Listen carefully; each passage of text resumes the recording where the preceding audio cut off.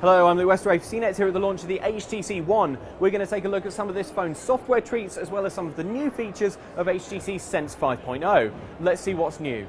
Alright, so in terms of new software, the first thing to talk about is what HTC is calling BlinkFeed. Now when you unlock the phone, as I've just done, it's what you see here. It's this mosaic style, tiled, very colourful, very brightly coloured list of news stories, social feeds. This thing pulls in from news sites, including CNET. It also pulls in Facebook updates, things like that. The idea being that right on your home screen, you've got very, very quick access to a couple of news stories that you're going to want to read if you're just looking at things in a hurry.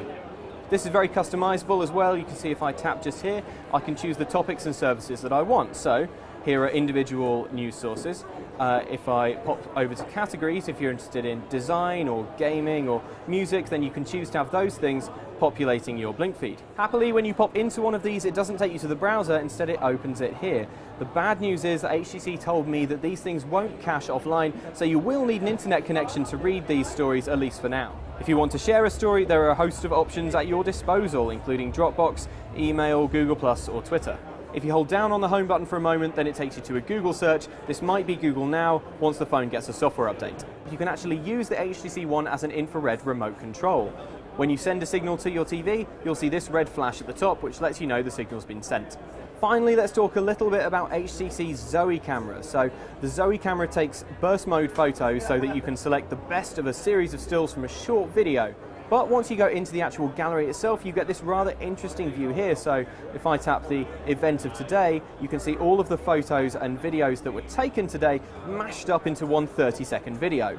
The editing happens automatically and it looks quite fun, and it creates a clip that you could very, very quickly share to Facebook. Imagine something like Apple's iMovie, but with very little effort on your part. If you're familiar with the app Flipboard, then there'll be no surprises here, but I do like what HTC's done, and I do think this is quite an attractive interface. Hopefully it won't be something that you want to delete straight away, and it will actually keep you entertained in those moments of boredom. Even when you're looking at BlinkFeed, you get access to key Android apps along the bottom here via this launcher, and if you swipe to the right, then you get a home screen, and it all starts to look a bit more like the Android that you're probably used to. The app interface has been given a bit of a redesign as well. You can see HTC's famous weather widget now has a minimalist, monochrome style, and these apps look a little bit more spaced out than they did previously.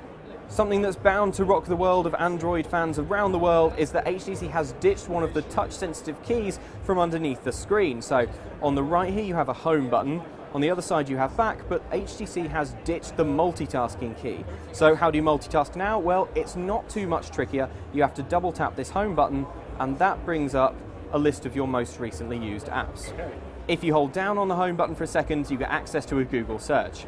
Okay, there you have it. Those are the most interesting new software features with this phone. I'm Luke Westray for CNET, and this guy is the HTC One.